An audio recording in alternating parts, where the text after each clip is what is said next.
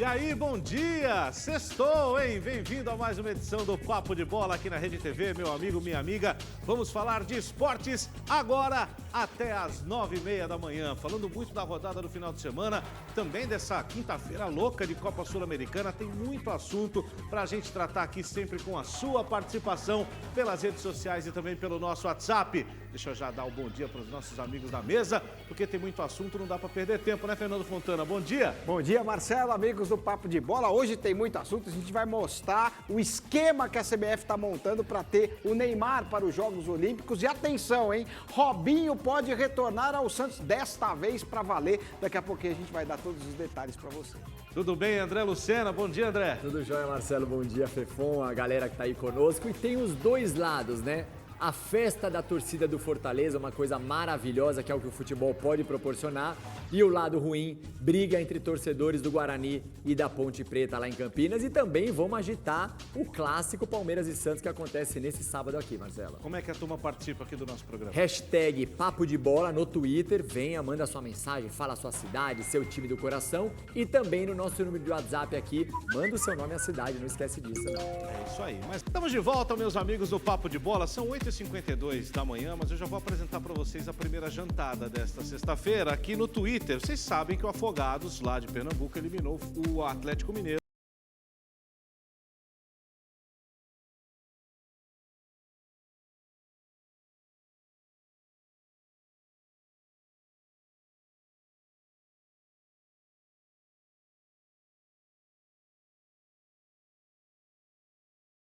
No Twitter oficial.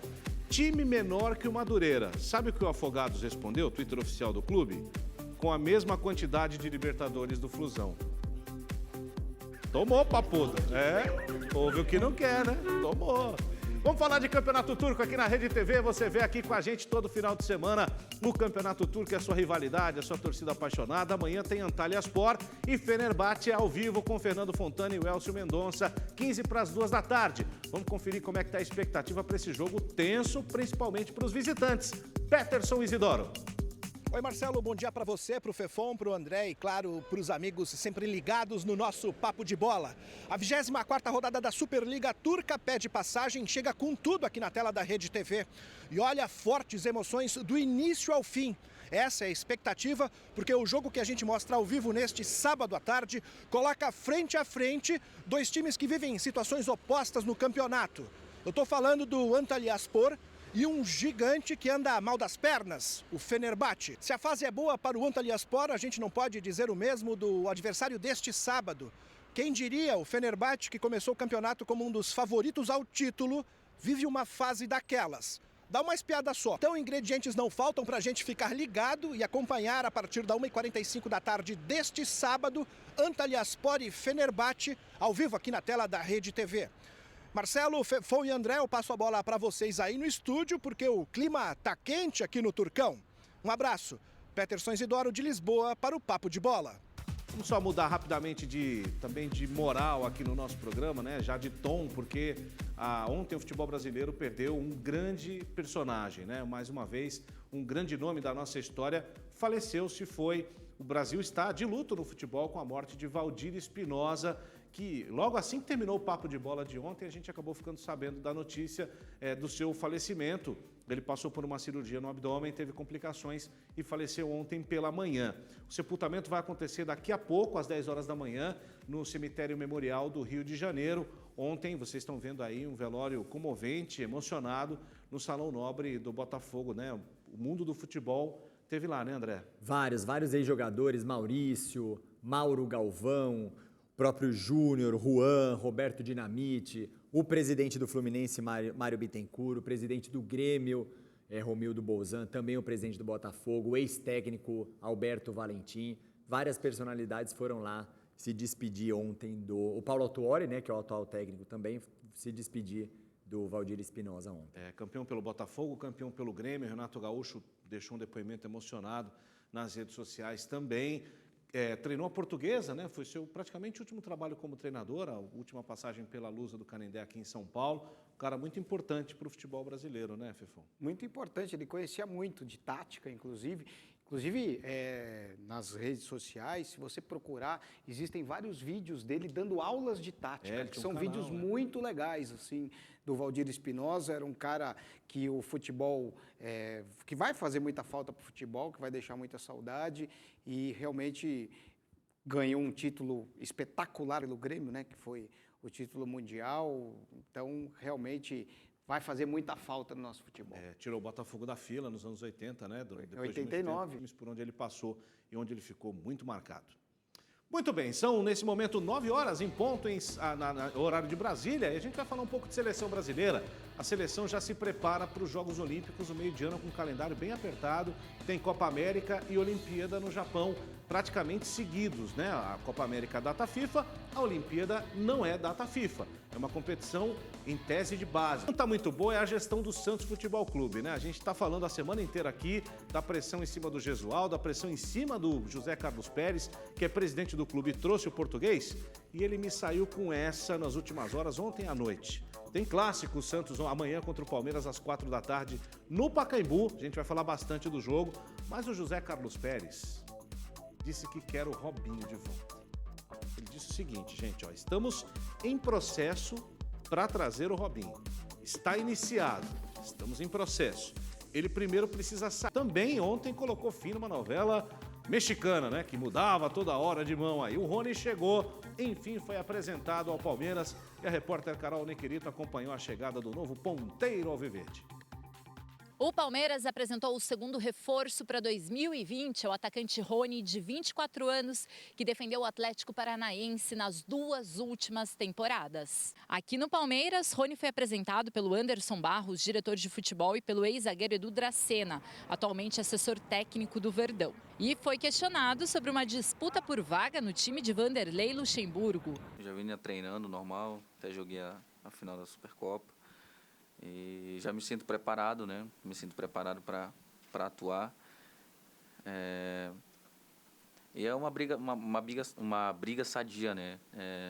Respeitando todos os meus companheiros. Estou treinando forte, né? Para buscar o meu espaço. O atleta confessou para os jornalistas que recebeu uma ligação do Thiago Nunes. Houve sim uma ligação dele, a gente conversou, nada de demais. E eu fiquei feliz, né, de 2 equipes do cenário brasileiro, o time grande me procurando. E hoje eu estou feliz de estar aqui no Palmeiras e o meu foco total está sendo aqui hoje. Durante a coletiva, as comparações com o Dudu foram inevitáveis. Eu tenho uma característica diferente da do Dudu, né? Ele não muito diferente, né? Ele é um pouco veloz também. Um pouco não, ele é veloz pra caramba, né? Então, ele gosta de receber muita bola no pé, eu já gosto de receber a bola muito no espaço. Bom, para fechar, Marcelo, Rony foi questionado sobre uma possível disputa com o Flamengo no cenário nacional e ele acha que dá para lutar aí de igual para igual com o Flamengo. O nosso time tá bem montado, tá sabendo o que é na temporada. Eu volto com vocês aí no estúdio, Marcelo. Legal, Carol. Olha só, talvez o palmeirense fique bravo comigo, e também não dependia do jogador, né? Dependia mais do presidente do Atlético. Mas no Corinthians ele seria titular absoluto. No Palmeiras eu não sei. Aí, nesse momento, pra mim, ele seria reserva do Palmeiras. Porque é o William, é o Dudu e o Luiz Adriano. Obviamente que para uma disputa de um campeonato brasileiro, tem a Libertadores, você precisa ter elenco. E essa é uma posição que o Palmeiras, um cara de beirada, rápido, insinuante, que vai pra dentro, Palmeiras não tem desde a saída do Queno, hein? Lá no finalzinho de 2018 foi campeão brasileiro, o ano passado careceu bastante disso. Daí esse ano apareceu quem? Gabriel Veron. E tem até o Wesley também, são 2 garotos da base. O Rony acho que vai tirar um pouco do espaço desses jovens, mas é um cara de beirada pra entrar no segundo tempo. Se o Luiz Adriano vacilar, de repente o William vai pra centroavante, o Rony pode virar titular. Mas a princípio, pra mim, também ele não chega como titular, não. Não seria ruim pro Dudu começar a virar ponta direita ao invés de ponta esquerda? O Rony é ponta esquerda. Exatamente, seria sim. Eu concordo com você.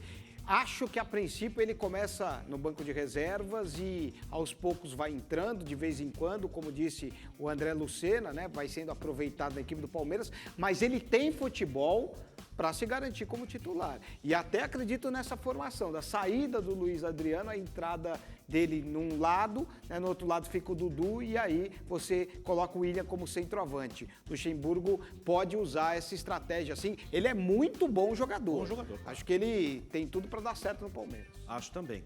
Vamos falar do clássico então? Vamos já projetar o jogo de amanhã às 4 da tarde no Pacaembu. Eu espero que vocês que administram o estádio do Pacaembu tirem um pouco o pezinho do acelerador nos preços das coisas, né? Do lanche, da bebida, do estacionamento. Pelo amor de Deus, né? Clássico, torcida única, só torcedores do Santos. Amanhã e um jogo muito importante para os dois. Mas o Santos tem uma necessidade de uma vitória importante em casa contra o rival também, direto por título, com o técnico questionado, né? Questionadíssimo. Para mim, eu não demitiria Gesualdo. Não teria demitido o Dudamel. O Odair Hellmann também tá balançando lá no Fluminense, o Thiago Nunes no Corinthians. Então, pro Gesualdo vai ser dureza. Volto a dizer que, para mim, o Santos deveria mandar esse jogo na Vila Belmiro, porque o time já não passa por uma boa fase e o Santos na Vila é muito forte. Então, vai ser dureza amanhã. O Palmeiras vem com todos os jogadores, o time completo. O Santos também. Ainda sem o Marinho, mas com o Sanches, com o Soteldo, vai precisar se recuperar, porque é só a torcida do Santos lá. O que você projeta para amanhã, Fernando Fontana? Palmeiras, para mim, vence o jogo. O Gesualdo não está acertando esse time do Santos, time do Santos muito lento, né? Até mantém uma posse de bola, mas não consegue criar muita coisa. A transição é lenta demais. O time é até resguardado na defesa, mas realmente o ataque do Palmeiras é muito rápido. O Palmeiras vence o jogo para mim e o Gesualdo, se perder para o Palmeiras, para mim, vai cair. Sou contra a queda. Tem que manter o trabalho, mas o Gesualdo vai cair. É o que o Sidney de Bauru tá falando aqui. O Sidney de Bauru que pediu até um beijo para a esposa dele, a Miriam. Um grande abraço para vocês. Ele falou que o Gesualdo não é técnico para o Santos. Rapaz, que momento, hein? Por falar em técnico, o Filipão tá desempregado, né? Desde que ele deixou o Palmeiras. Calma, gente, não tô dando ideia para ninguém, não. Só que tem time atrás já do técnico ex-treinador, campeão do mundo em 2002 pela seleção brasileira, lá no Chile. É isso, Fernando Fontana? Exatamente, o Colo-Colo do Chile quer o técnico Luiz Felipe Scolari para assumir o lugar do Mário Salas, né, que foi demitido. O Colo-Colo não vence há 4 partidas, é o 14º colocado do campeonato chileno e o Luiz Felipe Scolari pediu uma bala para dirigir. Esse é o grande problema, isso que pode travar a negociação. Marcelo Alfaro, que foi técnico do Boca Juniors, também está na disputa por esta vaga, né? Está entre esses dois nomes, mas segundo os dirigentes do Colo-Colo, vamos tentar ousar, quer dizer, eles vão tentar tirar o dinheirinho que sobra do cofre para tentar pagar o Luiz Felipe Scolari. Pô, logo agora que o Valdívia saiu do Colo-Colo, que o Filipão e o Valdívia foram campeões do Palmeiras em 2012, né? Aliás, não está desempregado. Como diz meu amigo Rafael Prates, da Rádio CBN, ele está entre empregos. É isso aí. Bem isso, né? Vamos falar do São Paulo? Então, boa sorte ao Filipão, né? Vamos falar do São Paulo. São Paulo também joga importante na rodada no domingo, né? Jogando no Morumbi contra a Ponte Preta. Como é que tá o Antony? Ele torceu o tornozelo, né, essa semana no treino? Fez exames nessa quarta-feira e foi diagnosticado, né, uma entorse no tornozelo esquerdo. Deve ser desfalque contra a Ponte Preta e também na estreia da Libertadores também contra o Binacional. A estreia fora, né? Exato, estreia fora lá no Peru. A diretoria de São Paulo nunca divulga, né, os prazos, mas ao que tudo indica deve ficar fora desses dois. A gente viu até, a gente vê na imagem que ele ficou bem mal na hora do entorse, não foi coisa fácil, não. E faz falta. Ou se faz falta, né? Ele não deve jogar, né? Com certeza. Domingo, deve certeza, ficar né? de fora, certeza. Sim. E aí deve voltar aí daqui a umas 2 semanas, mais ou menos. Mas é um jogador que quebra linhas, né? Nesse time do Fernando Diniz, um jogador que parte para cima. E aí eles vão dar nova chance pro Pablo. O Pablo deve assumir no lugar do Antony nesses jogos em que ele vai ficar fora. E o Pablo vive uma fase péssima no São Paulo. Então o Antony vai fazer uma falta danada. Pablo, essas lesões que o Pablo teve, uma delas na coluna, é difícil, viu, o cara poder render a mesma coisa que sempre rendeu. Tomara que ele consiga superar esse momento aí. O São Paulo vai precisar muito dos seus talentos. O Muricy esteve lá essa semana acompanhando o treino do Diniz. O São Paulo até colocou nas suas redes sociais uma bela dupla. E elogiou o Diniz, né? Elogiou bastante. Eu tenho uma tese sobre o Fernando Diniz que é bastante exótica, vamos dizer. Eu acho que o Fernando Diniz é o Tele Santana do século XXI. Olha só. É meio O São Paulino deve me achar um louco nesse momento. Mas os vou caras estão explicar. bravos com você aí nas redes sociais. Quando o Tele Santana chegou ao São Paulo, ninguém dava nada por ele também. Em 90, 89, né? Quando ele chegou ao São Paulo. Depois de ter perdido a Copa de 86, perdido a Copa de 82, era o pé frio e tal, e foi uma aposta do São Paulo. Os primeiros anos dele não foram tão bons. Foram 2 anos aí penando, com o vice-campeonato brasileiro em 90, contra o Corinthians. Quase caiu, ficou Quase ali caiu em pra 91, cair. né? E depois acabou virando o que virou. Por que não? Fernando Diniz, por que não? Chegou para revolucionar o jeito de jogar do São Paulo, tem as suas dificuldades, de repente... Gravar isso aí, de repente um dia a gente Deixa o usa. cara pelo menos esse ano trabalhar, né? pô. Deixa ele ficar esse ano inteiro no São Paulo. Aí a Exato. gente pega e dá não um veredito final, mas a gente pode ter uma análise melhor. E além dele ser bom, ele tem uma outra coisa que joga a favor dele. Ele tem o apoio dos jogadores. Jogadores quiseram ele, pediram ele e os jogadores estão com ele. Você ter o grupo na mão é muito importante também. Faz uma diferença muito grande. Estamos ao vivo às 9h17 aqui no nosso Papo de Bola. Vamos lá ao Corinthians, que não joga nesse final de semana porque já jogou na quarta-feira e já empatou com o Santo André, um gol arrancado lá a forceps do último minuto. E a gente está acompanhando o dia a dia do Timão, porque já teve protesto, o clima lá não está muito bom. Vamos direto ao CCT Joaquim Grava, lá no Parque Ecológico do Tietê. Tudo bem, Carol Niquirito? Bom dia! Oi, Marcelo, bom dia para você, para o Fefon, para o André, para todo mundo. O clima aqui tá super tranquilo, você falou de protesto, mas protesto aqui passando longe agora. O Edilson Godoy vai mostrar para vocês aqui a fachada do CT Joaquim Grava, super tranquilo, Marcelo. Quem aparece por aqui agora são os jogadores que chegam para treinar, né? No momento nenhum deles, mas um pouquinho antes o pessoal estava chegando, os funcionários do clube, porque 9h30 da manhã tem treino. E reforçando o que você falou, eles não jogam, né, esse final de semana, vão jogar só em Novo Horizonte no dia 7 de março contra o Novo Horizontino. Então são 9 dias aí até o próximo jogo para o Thiago Nunes acertar aí o time, amenizar qualquer pressão, amenizar qualquer crise, amenizar qualquer problema com a torcida. 9 dias é um tempo bom aí pela frente, né, para eles. E até lá pode ser que a gente tenha aí alguma volta, como a do Ramiro, a do Avelar. Vamos ver se até lá eles já voltam e já reforçam o time. Eu vou acompanhar o treinamento aqui, qualquer coisa eu volto a te chamar aí no Papo de Bola, tá bom? Fechado, Carol. É isso aí. Vamos ver. Tem gente que eu já ouvi de técnico e de jogador o seguinte, Fefon e André. Eu, depois de uma derrota, eu queria jogar no dia seguinte, porque eu tenho a oportunidade de ganhar e esquecer. São 9 dias, é só no outro sábado que o Corinthians vai jogar, como disse a Carol. É muito tempo para mastigar isso aí. Eu, se fosse o Thiago Nunes, eu tentaria puxar esse jogo pro meio da semana que vem. Eu concordo com você. Mas eu acho que ele deu a sorte do empate, porque se tivesse perdido, aí ia ser dureza, mas esses 9 jogos vão ser importantíssimos, porque daqui a pouco é um mata-mata do Paulista, já que o Corinthians está fora da Libertadores. Aliás, o Guarani eliminou o Palestino, o Guarani do Paraguai, vai pra fase de e grupos, vai para a né? fase de grupos, vai para o grupo do Palmeiras. Então, para o Corinthians entrar tinindo aí nesse mata-mata e já olhar para frente nessa temporada, esses 9 dias vão ser importantíssimos. E a Carol deu uma informação importante, né? O Ramiro pode voltar, Fefon. O Ramiro pode voltar sim. Eu não acredito nesse jogo contra o Novo Horizontino ainda. Ele, inclusive, voltou no campo, né? Tá fazendo um trabalho já no campo, mas ainda com fisioterapia. Então, acredito que ele vai voltar para o jogo contra o Ituano. Não esse jogo contra o Novo Horizontino, o próximo contra a equipe do Ituano. Agora, esse tempo é bom para o Thiago Nunes poder trabalhar a equipe, já que ele não teve a pré-temporada. Ele chegou bem depois, né?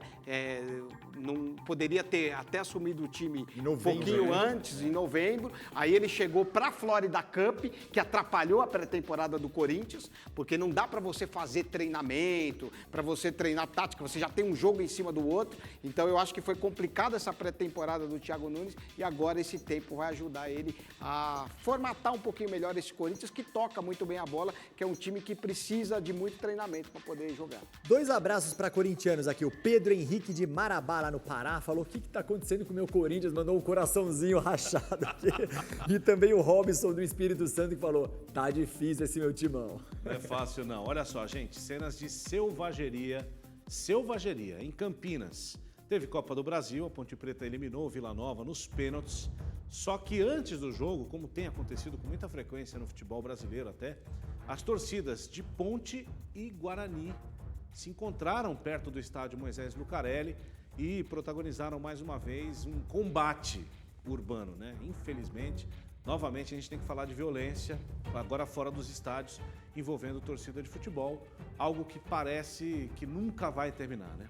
A torcida do Guarani é aliada à torcida do Vila Nova, né? Eles são aí parceiros, por isso que Parceiro, eles não foram... sei por quê, não tem nenhuma ligação entre esses dois clubes, não dá pra entender, né? Eles falam isso, né? E aí eles foram para cima dos torcedores da Ponte Preta. Agora, fica a dúvida, quantos presos aí? Ah, nenhum, lógico, como sempre acontece. E quando eles são presos, eles são soltos horas Exatamente, depois. Então, quer dizer, não tem punição. E é por isso que acontece isso, por isso que a gente vê essas imagens absurdas, ridículas, dos torcedores quebrando o pau.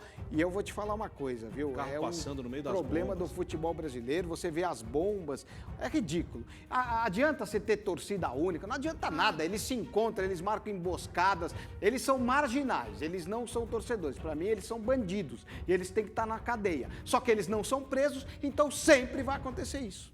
Infelizmente, né? Mas vamos falar de exemplo bom vindo das arquibancadas, né? A torcida do Fortaleza ontem deu um show no Castelão contra o Independiente, o rei de Copas, né? Pela Copa Sul-Americana, mas infelizmente no último lance a vaga escapou. A Rede TV mostra Napoli e Torino, dois grandes times, duas grandes camisas, e o Renato Senise traz as informações do jogo. Bom dia, amigos do Papo de Bola. Olha por aqui, preocupação. Coronavírus se espalhando pela Europa e, é claro, o caso da Itália é o mais preocupante.